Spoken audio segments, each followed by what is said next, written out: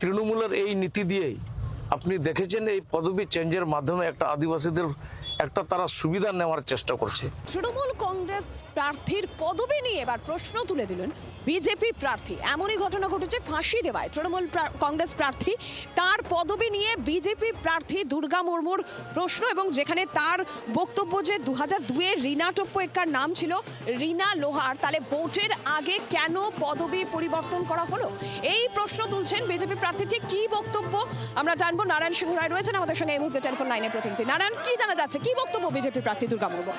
দেখো, বিজেপি প্রার্থী দুর্গা মুর্মু যে তার বক্তব্য অনুযায়ী এবং তার নথি অনুযায়ী কিন্তু সে যে অভিযোগ করছে সেই অভিযোগ নথি অনুযায়ী এখন অব্দি কিন্তু সঠিক। কারণ এই রীনা টোপ্পোয়েক্কা 2002 সালে তার যেই টাইটেল ছিল সেই টাইটেল হঠাৎ করে দেখা গেল এবার ভোটের আগে চেঞ্জ, অথচ তার পাশাপাশি তার স্বামীর টাইটেলের সাথেও কিন্তু তার টাইটেল মিলছে না, যা কিনা একেবারে কাগজেও কিন্তু সেটাই ধরা পড়ছে, অর্থাৎ নথিতে।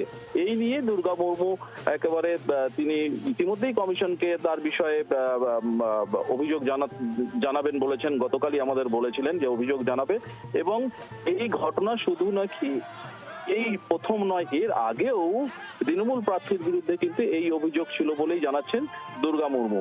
যদিও পুরো বিষয়টিকে কিন্তু নাকচ করছে এই মুহূর্তে তৃণমূলের প্রার্থী, ওখানকার যে প্রার্থী রয়েছে যার বিরুদ্ধে অভিযোগ রীনা টোপ্পোয়েক্কা। কি বলা হচ্ছে দুই প্রার্থীর তরফ থেকে? নারায়ণ, ধন্যবাদ। বিজেপি প্রার্থী দুর্গা মুর্মু তার অভিযোগ শোনাবো, এবং যার বিরুদ্ধে অভিযোগ অর্থাৎ ফাঁসি দেওয়া তৃণমূল কংগ্রেস প্রার্থী রীনা টোপ্পোয়েক্কা, শুনুন কি বক্তব্য তার।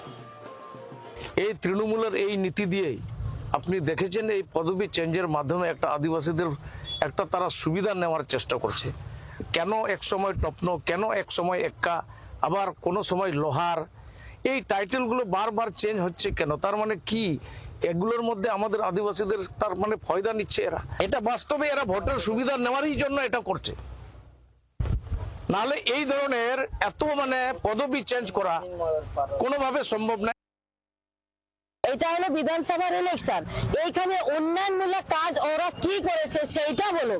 আমাদের মুখ্যমন্ত্রী আমাদের প্রত্যেকটা বাড়িতে জন্ম থেকে মৃত্যু কি কি কাজ করেছে সেটা নিয়ে আমরা যাচ্ছি, লোকের সামনে বুঝাচ্ছি, ওদের আশীর্বাদ নিচ্ছে যাচ্ছি, কিন্তু এদের কাছে তো কিছু নেই। 5 বছরে তো ওরা কিছু করেনি, সেই জন্য ওরা ব্যক্তিগত আচার করছে, এটা কিন্তু ভুল।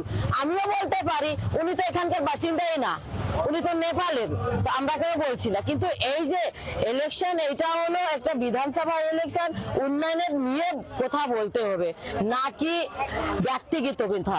উনি ভুল করছে, একদম ভুল করছে। বাংলার আওয়াজ, বাঙালির আবেগ, জি 24 ঘন্টা।